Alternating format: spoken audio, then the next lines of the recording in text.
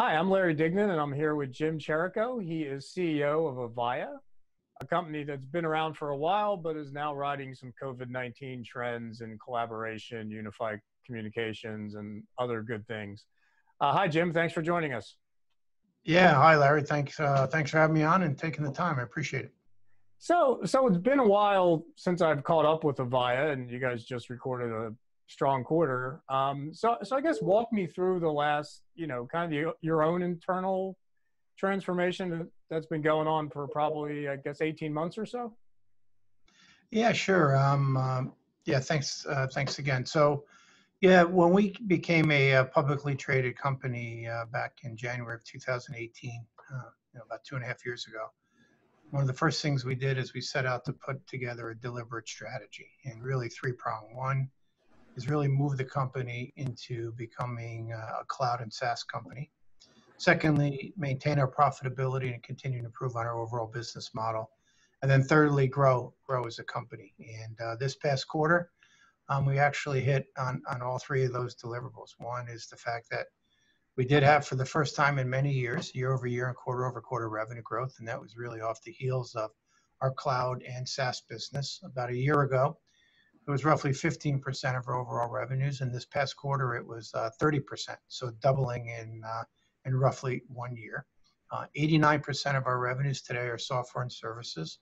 So no longer are we the legacy, PBX in the basement hardware company that the company's been known for quite a long time. And also 64% of our revenues, up 5% in just 1 year, are now recurring. So no need to transact as much more predictable, and a nice book of build going into every quarter. On the profitability side, we remained really profitable, 26% EBIT as percent of revenue, over $740 million of cash. And through this transformation, and more importantly, over the last year, we've paid down 8% of our debt and bought back 26% of our outstanding shares. So really improving the overall balance sheet and returning shareholder value. And as I said, for the first time in quite some time, we had both year on year and quarter over quarter revenue growth. So quite an exciting announcement earlier today.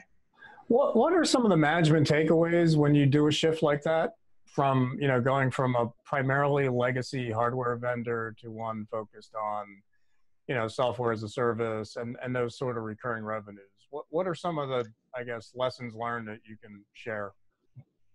Well, actually, it's been quite a bit.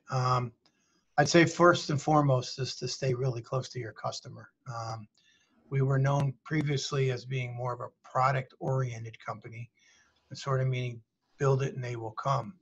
And one of the first things we set out to do is actually become more of a customer-led company, and really listening to our customers, understanding their needs and wants, working with them on developing solutions that they actually require. So first and foremost was getting back in touch with our overall customer base. The second thing is really more around sort of having the patience and the understanding and the empowerment and trust back into your employee base. We are indeed a company that values our employees, and at the general core of our success is all the hard work done by our global teams. But you needed to stay true to course, depending, or independent, I should say, of the ups and downs of any particular one quarter. You need to make sure you're investing in keeping that investment stream working. And then I would say that the third lesson is, this is, in fairness, not for the faint of heart.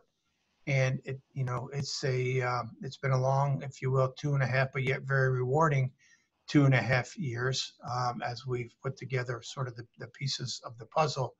But we've had to make sure that we've had the right skills and the right expertise to guide us through this journey. So there's been a fair amount of change inside the company. Fortunately, most of that is behind us now. But in order to move from where we were frankly, to where the industry was going, you needed to make some tough choices and make sure you got the right team around you to help guide you through that. So a number of lessons, but certainly well worth it. So your space is, to say it's competitive is to put it mildly. You have everything from, Twilio to, it's a long list of competitors. being a legacy vendor and having, that footprint in accounts, um, does that help you or hurt you? Like, how does that play out in the marketplace? I think, having the portfolio and the robust portfolio that we have, as you can well imagine, that, as you pointed out, covers the full breadth from collaboration to CPaaS to SMB to mid-market to enterprise, UCCC. It's a full suite of offers across all segments. And today's world, obviously, you have a number of sort of pointed one product type companies that are out there that obviously can mobilize their entire company in order to address one particular segment of the market. So it certainly keeps you on your heels. And also, as you take a step back and look at where you want to invest and how you want to invest, what's the best opportunity for you in order to capture a large portion of that market share. So along this journey, if you will, we've also spent a fair amount of time building what I'll call strategic partnerships with key technology providers in order for us to deliver solutions that our customers want. So we've spent a lot of time on strategic partnerships because we couldn't do it all ourselves. So whether it's Google and Google AI and digital workflow, and we just won a big deal with OnStar, and it's proving out extremely successful. On the UC multi-tenant space, on the UCaaS front, we went with our technology partner, RingCentral, to develop us and deliver a solution we didn't have. We're working with Microsoft. We're working with Salesforce. We're working with IBM. We were IBM's Hybrid Partner of the Year last year. Really building out a nice rounded portfolio of key strategic partners in order to help propel our business forward. And at the same time, where do you want to invest organically, and where do you want to continue to grow? And we're doing that on our CCaaS front and contact center, which is the real core to our business. So, you have to take a different lens, but I think it's helping us, and it's helping us this way. When we go out and we talk to our customers, especially in times of uncertainty and times of risk, they want to go with a blue chip partner. They do not want to invest in a particular product or platform that can't span the breadth and the depth and scale that they need. So they turn to us, Avaya, sort of as the one-stop shop that they know that they can turn it over and we will deliver because we have the technical expertise, the financial strength, the innovation and technology that they need. We've been a proven partner for many of these large enterprises for more than 20 years. So from that perspective, it's actually opening up additional opportunities for us that frankly others simply don't have that breadth. And I would say lastly, we have a world-class services organization as well, which is really a key differentiator for the company.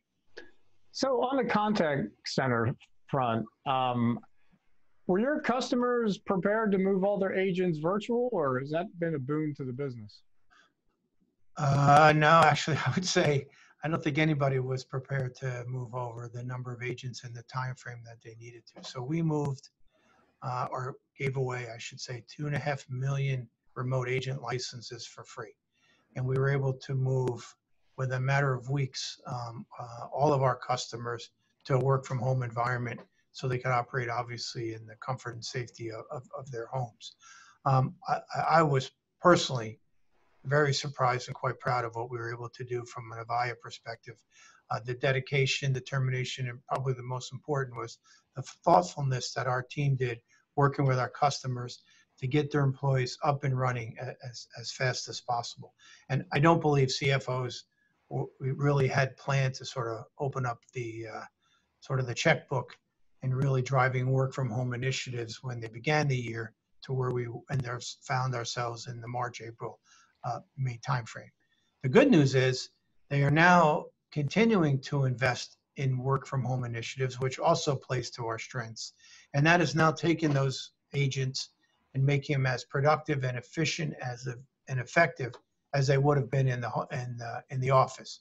So there's a lot of spending, which is a fair amount coming to us around building analytics capabilities, monitoring and measuring capabilities, AI capabilities, analytics, really to make the home worker as efficient as they would have been in the office, really to continue to drive that customer experience for our customers. So this is not a single point in time.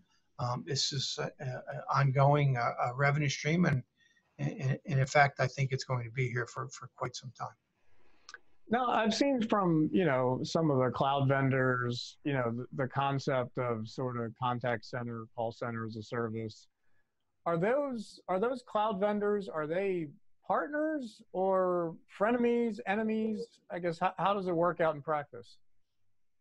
I think it depends on who they are and where we obviously can compete with one another. For the likes of RingCentral, where they provide a world's leading technology in the UCaaS space, they're a partner. I mean, it's an Avaya branded offer. It's Avaya customers. There's a number of unique features attributable to Avaya, but they would be the technology provider.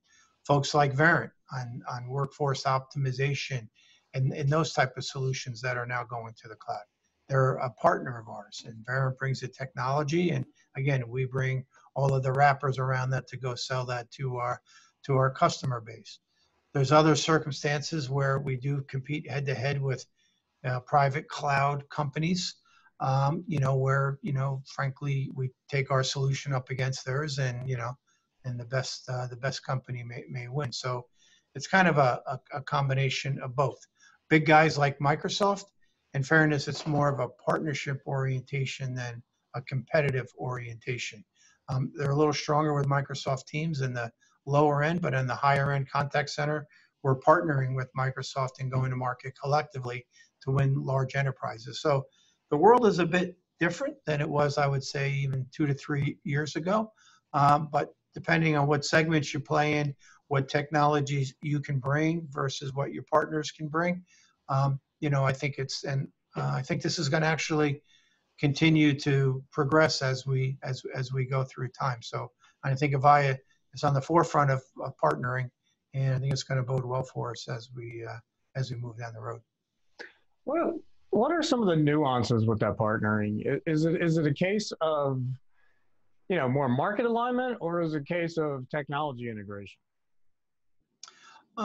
It's really, if you focus it on the customer, what the customer is looking for, it really makes perfect sense. I would say a majority of it is around the technology and how you can blend that technology to provide a better customer experience. So I would say most of it is really centered around technology, but not so much feature to feature, but more of providing a complete solution for our customer base. In some circumstances, it could be more around logistics and reach. Other circumstances, it could be around sort of how is it you go to market with partners, and who owns the quote relationship with the customer, and who doesn't. So it's really sort of multi-dimensional around the new go-to-market approaches. But in a simple answer, for the most part, it's really driven around a technology solution that you can bring to your partner base for most of these to provide differentiation. How is the kind of new normal for work, which is largely remote? How does that change your business from a whether it's go to market or technology or whatever? Like if we all go back to the office tomorrow, what changes about your business? And then on the flip side, if we all stay remote, which my guess is we'll land somewhere in the middle, what's that mean for your business? Yeah, I mean, we believe it's going to be somewhere in the middle. So for us, to the degree that we're still driving our solutions and innovations for the most part through a subscription offer, which provides our customers with an OpEx model, which they really like. It provides them with an opportunity to streamline the licenses that they have out there, because many of our customers have far more license than are actually being utilized. So we rebalance that, and it gives us a vehicle to implement our new technology through a subscription bundle. We believe that business will stay quite strong, whether you work from home or you work from the office. If we were to go back to the office, I believe we would get a bit more uptick in sort of our hardware business than we're seeing today, because clearly hardware has a huge dependency on the number of people that actually come to the office, and with no one coming, obviously that would be limited. And we saw that frankly, this quarter, we saw our hardware revenues drop by 30%, and yet we were up year on year and up significantly quarter on quarter because of the movement to cloud and the movement to subscription. And I think whether you're in the office or not in the office, I think you'll continue to see the acceleration of the movement to cloud. Where we believe we have an advantage, though, if we stay in the environment we are, is really on driving that efficiency through the contact center agents and bringing on our new CCaaS offers and really deploying that out either through a private cloud offer, which we're the only ones, or through a public cloud offer in the enterprise segment. So to the degree that we stay more in the world that we're in today, I think we'll see a nice uplift on the contact center side of the business. How do you think your hardware strategy will have to evolve if we are basically, mostly working remote? Does that give you more of a SMB sort of approach? I guess what has to happen on the hardware side, if you're working from the home office? Well, physical hardware side, I think you're going to see the traditional hardware. For us, most of our hardware today really is around devices. We still do a little bit with servers and gateways, but for the most part, it's devices. So we saw a pretty significant drop this past quarter, and we expect to see a further drop as we close out the September quarter. But on the opportunity side, as we move more to cloud and more to the UCaaS multi-tenant, we're starting to see an uplift in the device utilization there. So I think you'll see that probably drop about 10% year on year as we go through time, but not have a huge dip like the 30%. On their software side of the business, which we consider product revenue, that's been fairly stable, and I don't really see a big change on the overall software side of the equation. So most of the decline, if you would, be on physical hardware, mostly on devices. So when you look at video collaboration, what do you think is there? What's missing? I guess what do businesses have to think about? I mean, yeah, for us, it's a pretty populated space. In fairness, with Microsoft Teams and WebEx and Zoom, and then your collaboration guys that are out there as independent. We have our own offer. We call it Spaces. It's actually a combination of both. It's video and collaboration in an offer. We are selling that today. First of all, we're bundling it in our subscription offers, which is great.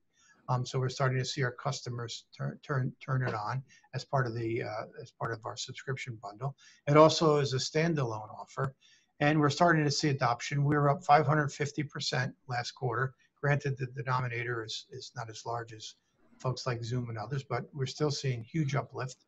And it's mostly in focusing in on sort of three segments. One is in government, one is in education, and the third area that we're seeing a bit of an uptick is in healthcare.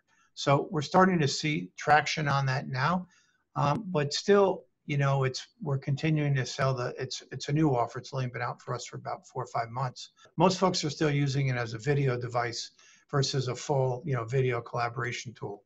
But through continued education and use cases, we're starting to see now a slight uptick in the collaboration piece, which I think is only going to, serve us well as we go through time.